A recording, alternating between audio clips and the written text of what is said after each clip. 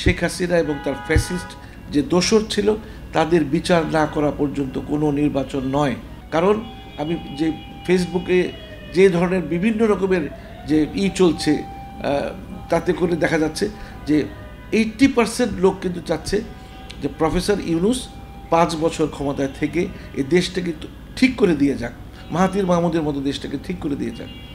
Singapore যে সাবেক প্রধানমন্ত্রী ছিল তিনি যেভাবে সিঙ্গাপুরকে তৈরি করে দিয়েছেন, ডক্টর ইউনূস সেইভাবে দেশটাকে তৈরি করে দিয়ে যান। চিকিৎসক, রাজনীতিবিদ, কলমিস্ট হিসেবে দেশের সার্বিক পরিস্থিতিকে আপনি কিভাবে দেখছেন? ধন্যবাদ আলী সাহেব, এবং চেঞ্জ টিভিকে অনেক ধন্যবাদ। আমি একজন রাজনৈতিক বিশ্লেষক, চিকিৎসক তো আছি, বহু বছর কলাম লিখেছি। তো বাংলাদেশের রাজনীতি সম্পর্কে আমার একটা স্পষ্ট স্বচ্ছ ধারণা আছে। এখন যে ধারণাটি, এখন যে সিনারিওটা, সেটা হচ্ছে একটি বৃহৎ রাজনৈতিক দল নির্বাচনের জন্য পাগল হয়ে গেছে। তাদের একটি, যত সভা হোক, সেমিনার হোক, সিম্পোজিয়ামে হোক, তাদের একটি কথাই সেখানে প্রাধান্য পাচ্ছে, সেটা হচ্ছে নির্বাচন, নির্বাচন, নির্বাচন। তো নির্বাচন কিভাবে এখন হবে? সংস্কার কিছু হলো না। একজন প্রধানমন্ত্রী যিনি নির্বাচিত হবেন তার হাতে সর্বময় ক্ষমতা, তিনি দিন বললে দিন, রাত বললে রাত, তার হাতেই সব ক্ষমতা।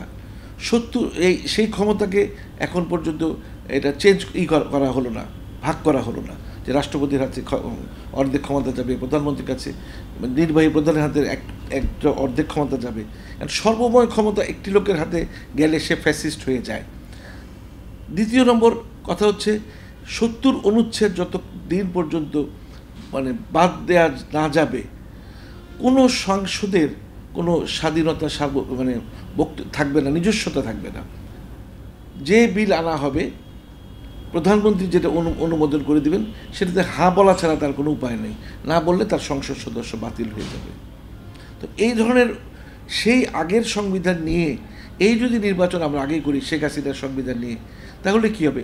সেই রাম, সেই শ্যাম, সেই যদু, সেই মধু, তাহলে তো কোনো, আমার 2000 ছেলে যে রক্ত দিল, এই রক্তের তাহলে কী জন্য রক্ত দিল? নির্বাচনের জন্য, কাউকে ক্ষমতায় বসানোর জন্য? সেটা তো নয়। আমরা একটা সংস্কার চাই এই দেশকে, সব ধরনের নির্বাচনের সংস্কার, আমরা সংবিধানের সংস্কার, যে সংবিধান শেখ হাসিনা কাটাছেঁড়া করে রেখে গেছে এবং অনেক সরকারই রেখেছে, সেটা সেই সংবিধানের আমূল সংস্কার করতে হবে। এবং সবচেয়ে বড় কথা, শেখ হাসিনা এবং তার ফ্যাসিস্ট যে দোসর ছিল তাদের বিচার না করা পর্যন্ত কোনো নির্বাচন নয়। এ ব্যাপারে আমি কিন্তু দৃঢ়কণ্ঠে বলছি, এবং জাতির বহু একটা বৃহৎ অংশের প্রতিনিধিত্ব করে আমি কথাটা বলছি। কারণ আমি যে ফেসবুকে যে ধরনের বিভিন্ন রকমের যে চলছে, তাতে করে দেখা যাচ্ছে যে 80% লোক কিন্তু চাচ্ছে যে প্রফেসর ইউনূস 5 বছর ক্ষমতায় থেকে এই দেশটাকে ঠিক করে দিয়ে যাক, মাহাথির মাহমুদের মতো দেশটাকে ঠিক করে দিয়ে যাক। সিঙ্গাপুর যে সাবেক প্রধানমন্ত্রী ছিল তিনি যেভাবে সিঙ্গাপুরকে তৈরি করে দিয়েছেন, ডক্টর ইউনূস সেইভাবে দেশটাকে তৈরি করে দিয়ে যান। কারণ দেশটা একেবারে হাসিনা অতল গহ্বরে ফেলে রেখে গেছে। $200 বিলিয়ন তারা নিয়ে গেছে সঙ্গে করে। এই $200 বিলিয়ন দিয়ে বাংলাদেশ এক দক্ষিণ পূর্ব এশিয়ার একদম নেতা হতে পারে। আমরা অস্ত্র ভাণ্ডার গড়ে তুলতে পারি, আমাদের ইকোনমি অনেক অ্যাডভান্স হতে পারে। সেই প্রফেসর ইউনূস সেটাই চেষ্টা করছেন। এখন কথা হচ্ছে যে প্রফেসর ইউনূসের বিকল্প কি আছে? আমি তো মনে করি 50 বছর কেন 100 বছরে প্রফেসর ইউনূসের বিকল্প আসবে না। যেমন শহীদ প্রেসিডেন্ট জিয়াউর রহমানের বিকল্প কেউ আসেনি।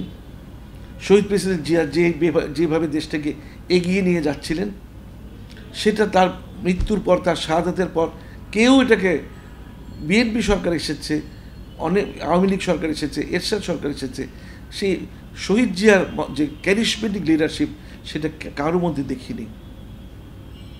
সে আবার বহু বছর পরে আমরা ডক্টর মোহাম্মদ ইউনূস, যদিও উনি বেশ বয়স এখন, এই বয়সেও উনি বাংলাদেশকে যেভাবে এগিয়ে নিয়ে যাচ্ছেন, আমরা বহু টাকা কিন্তু ঋণ পরিশোধ করেছি। আমাদের অস্ত্র ভাণ্ডার অনেক আস্তে আস্তে সমৃদ্ধ হচ্ছে। আমরা যে কোনো দেশ এখন আমাদের আক্রমণ করতে, দখল করতে চিন্তাভাবনা করবে, 10 বার চিন্তাভাবনা করবে যে বাংলাদেশ এখন আর দরিদ্র না, প্লাস বাংলাদেশ এখন খুব একটা নেগেটিভ অবস্থায় নেই, অনেক শক্তিশালী, দুর্বল নয় বাংলাদেশ। সুতরাং এই অবস্থায় যদি আমরা খালি শুধু নির্বাচন করে একটি দল ক্ষমতা আসলো, তারা মনে করেন যে যারাই ক্ষমতা আসবে, একটা দল ধরে নিয়েছে যে তারাই ক্ষমতা আসবে। কিন্তু আবার একজন টেলিভিশনে ইউটিউবার, সে নিজেকে সিনিয়র সাংবাদিক বলে দাবি করেন, সেই বলছেন যে 3 থেকে 4 কোটি আওয়ামী লীগের বাংলাদেশে রয়ে গেছে, তাদের বাদ দিয়ে আপনি কিভাবে নির্বাচন করবেন? তো উনি হঠাৎ করে আওয়ামী লীগের এত সমর্থক হয়ে গেলেন, আমি বুঝলাম না। নিশ্চয়ই দর্শক বুঝে ফেলবে আমি কার কথা বলছি, আমি কারো নাম নিতে চাচ্ছি না। তো এখন কথা হচ্ছে যে এই যে আওয়ামী লীগের বিচার না করলে, ফ্যাসিস্ট হাসিনা এবং হাসিনার দোসরদের বিচার না করলে, যারা $200 বিলিয়ন বিদেশে পাঠিয়ে দিয়েছে, যারা অসংখ্য মা বোনকে হত্যা করেছে, মামলা দিয়েছে বিএনপির অসংখ্য নেতাকর্মীর নামে, জামাতের অসংখ্য নেতাকর্মীর নামে, তারপরে গুম করেছে, আয়নাঘর করেছে, মানুষ হত্যা করেছে, বিচার বহির্ভূত হত্যা করেছে, তাদেরকে যদি আমরা আবার রাজনীতিতে আনতে চাই, তাহলে বাংলাদেশটা তো আবার দূষিত হয়ে যাবে। এমনি তো দূষিত করে দিয়ে গেছে, দেশটাকে ভারতের করদ রাজ্যে পরিণত করেছে। আজকে ভারত আমাদের যে একটা ছিল, সুবিধা আমরা পেতাম, সেই সুবিধাটা বন্ধ করে দিয়েছে, যে কার্গো আমরা ফ্যাসিলিটি পেতাম, সেটা বন্ধ করে দিয়েছে। কিন্তু ইউনূস সাহেব কিন্তু তার প্রতি উত্তরে তাদের সুতা আমদানি বন্ধ করেছে। আমরা পেঁয়াজ তাদের থেকে আমদানি করছি না, অনেক কিছু আমদানি করছি না। এবং আমরা দেশটাকে, বাংলাদেশে এখন এমন খনিজ পাওয়া গেছে, যেই খনিজ দিয়ে আমেরিকা চীনের উপর নির্ভরশীল, সেই খনিজের জন্য আইফোন তৈরি করা হতো, অনেক কিছুই তৈরি করা হতো, সেই খনিজ বাংলাদেশে পাওয়া গেছে। সুতরাং বাংলাদেশ যদি এই খনিজকে আমরা যদি কাজে লাগাতে পারি, তাহলে কিন্তু আমরা Bangladesh one of the richest country in the world. এই অবস্থায় আমরা যদি দেশটাকে এগিয়ে নিয়ে না যেতে, খালি আমি মাঝে মাঝে ফান করে বলি যে একটা তসবি দিয়ে দিই এইসব নেতাদের হাতে, সারা শুধু নির্বাচন করুক আল্লাহর নাম না নিয়ে। এখন এই অবস্থা হয়েছে। এই অবস্থায় একটা পক্ষ তো বলছে নির্বাচন হলে দেশ সুন্দর থাকবে। এইটা নির্বাচন তো লাগবেই, গণতান্ত্রিক পরিবেশের জন্য নির্বাচন লাগবে। কিন্তু এখন কথা হচ্ছে, ওই দলটা চাচ্ছে যে তত্ত্বাবধায়ক সরকারের আন্ডারে নির্বাচন হবে। এখন তত্ত্বাবধায়ক সরকারের আন্ডারে নির্বাচন হতে হলে তো একটা নির্বাচিত সরকার তত্ত্বাবধায়ক সরকারের হাতে ক্ষমতা দিয়ে যাবে, সেই তত্ত্বাবধায়ক সরকার নির্বাচন পরিচালনা করবে। এখন আপনি বলছেন যে প্রতিদিন সকালে মনে করিয়ে দেব যে এই সরকার অনির্বাচিত। কেন অনির্বাচিত হবে এই সরকার? এই ফ্যাসিস্ট হাসিনার যে মনোনীত যে রাষ্ট্রপতি, সেই শাহাবুদ্দিন চুপ্পু সাহেব কিন্তু সুপ্রিম কোর্টের ভার্ডিক্ট নিয়েই কিন্তু এই অন্তর্বর্তীকালীন সরকার প্রতিষ্ঠিত করেছিলেন। সুতরাং এটাকে আপনি অনির্বাচিত কিভাবে বলবেন আপনি? আর অনির্বাচিত সরকার কিভাবে তত্ত্বাবধায়ক সরকারের জন্ম দিবে? সুতরাং এই যে অন্তর্বর্তীকালীন সরকারকে আপনাদেরকে মেনে নিতে হবে, যে এটাই নির্বাচিত সরকার, যদি আপনি তত্ত্বাবধায়ক সরকার চান। কারণ পরিষ্কার কথা, সংবিধান মতো যদি চলতে চান আপনি, একটা যে ইলেকটেড গভর্নমেন্টই তত্ত্বাবধায়ক সরকার দিবে। যেমন বিএনপি দিয়েছিল তত্ত্বাবধায়ক সরকার, আওয়ামী লীগ দিয়েছিল তত্ত্বাবধায়ক সরকার।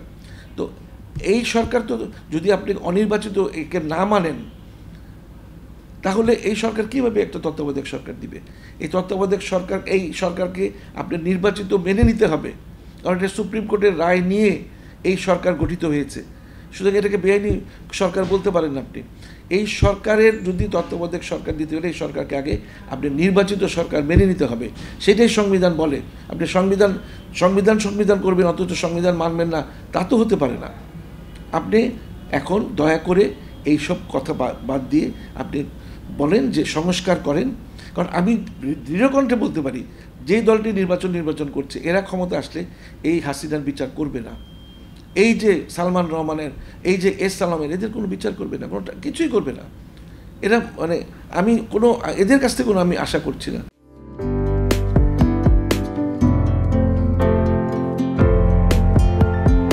পহেলা জানুয়ারি 2025 ইউটিউব জার্নালিজমের অগ্রদূত changetv.press 6 বছর পেরিয়ে পা রাখল গর্বিত আমি অত্যন্ত আনন্দিত হলাম যে চেঞ্জ টিভি আগামী কয়েকদিনের মধ্যেই 6 বছর পূর্ণ করবে।